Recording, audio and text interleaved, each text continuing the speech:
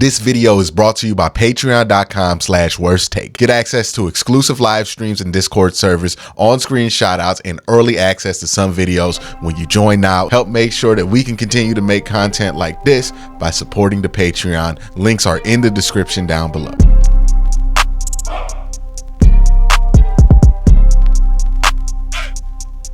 It's been an interesting week of videos here. I dropped my recap of week 3.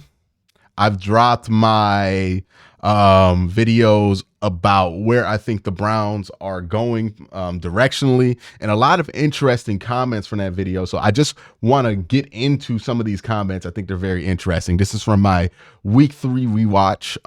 If you don't know, I'm doing a rewatch on every game of the Browns season, week by week, to take us all the way up to the preseason. I think it's going to be super fun. Right now, we're on week 4, so we're going to talk about DTR's debut and get into the first stint of Deshaun Watson-lessness of the season. So it's going to be fun. Make sure you check it out. Make sure you subscribe and hit that notification bell if that's something that sounds fun to you.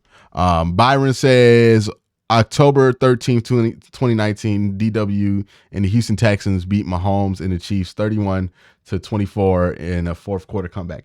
Okay, so I saw a lot of comments in here because I mentioned that in the playoffs, Deshaun Watson, like, you don't know if he's going to beat Pat because he's never beaten Pat. And a lot of people responded by like posting this regular season game where Deshaun Watson beat Pat, and I get what you're saying. He technically beat Pat, but in the context that I and anybody who's talking about beating Pat Mahomes is saying that in is talking about the playoffs, right? And beating Pat in what was essentially that wasn't his rookie year. His rookie year was 2017. So beating Pat in 2019 in the regular season is not nothing. But it's not beating Pat in the way that everybody talks about it. Like when we talk about beating Pat, we talking about the playoffs. I don't think a lot of teams have been able to beat Patrick Mahomes in the regular season, or a lot of quarterbacks have been able to beat Pat Mahomes in the regular season that you would not assume would be able to beat him in the postseason, because Pat Mahomes in the postseason just a little bit different. Like it's different. That's Pat in the postseason. Regular season, he's a little bit more gettable. So I get why people were like trying to let me know that he beat Pat once.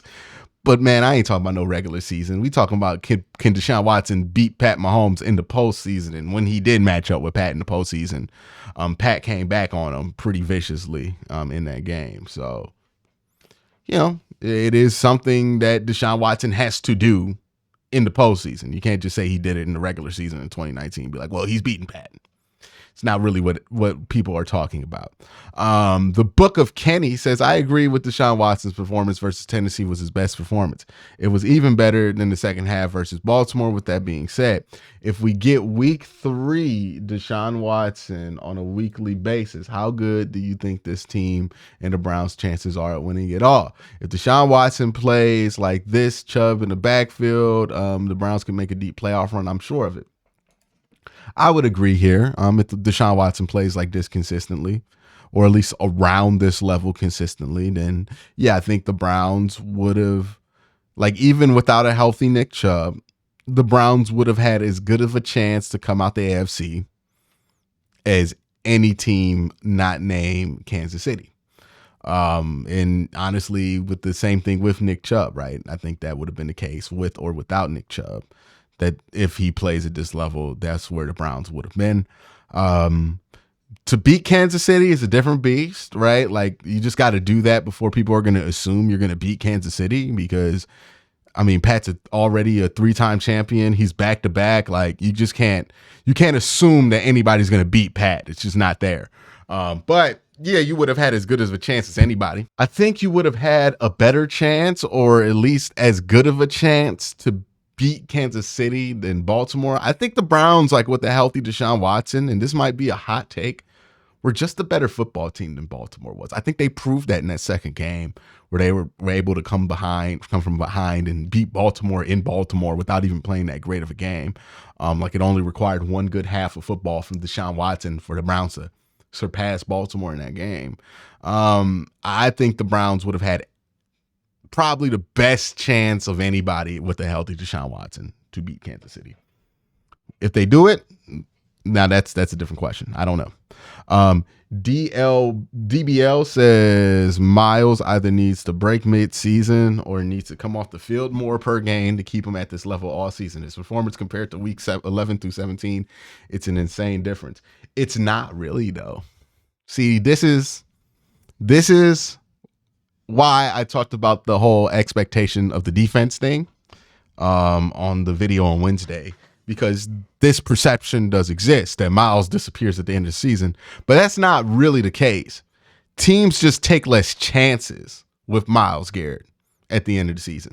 What we saw in this Tennessee game is that they were willing to give him one-on-ones at times. And when you give Myles Garrett a one-on-one, he's going to cook you.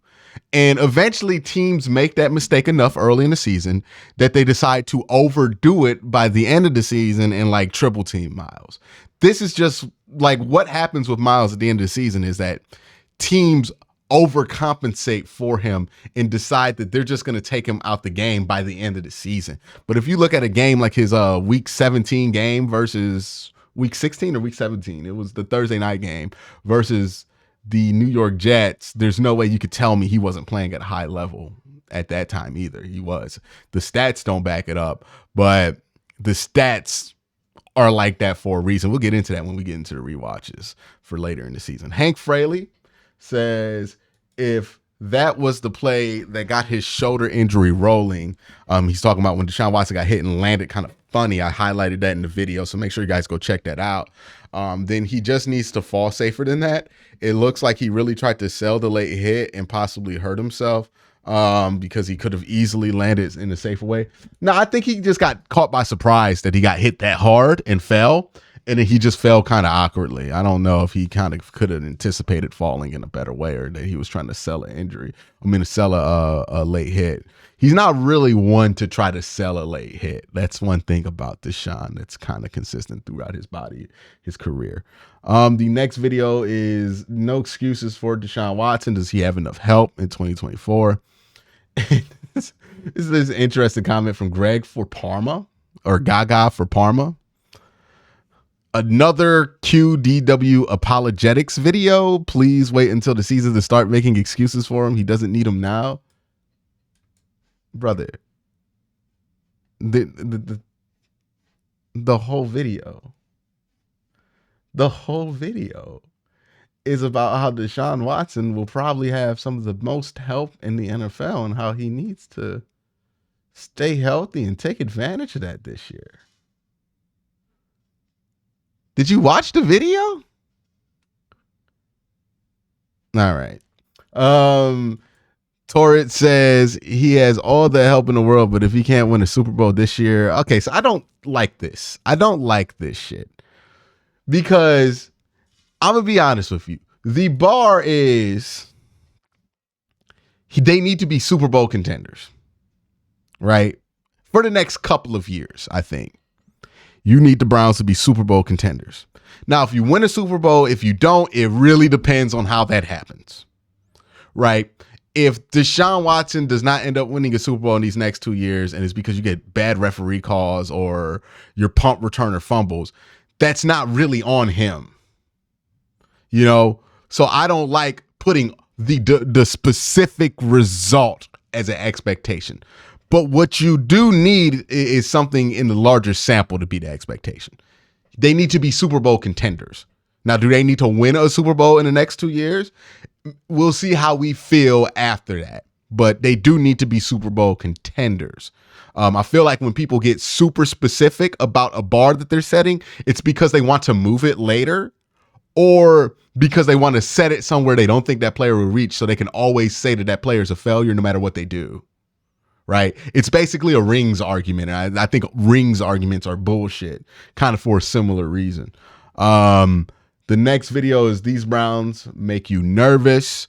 My guy Kel says, I'm worried that I'm not worried about the run game. I believe with just two factors, O-line healthy, higher quality passing options play, the Browns get 4.5 to 5.5 yards per carry in the season, which is outstanding. 1,500 yards, averaging 20 carries per game. I think this happens because we're third and fourth quarters, run heavy team.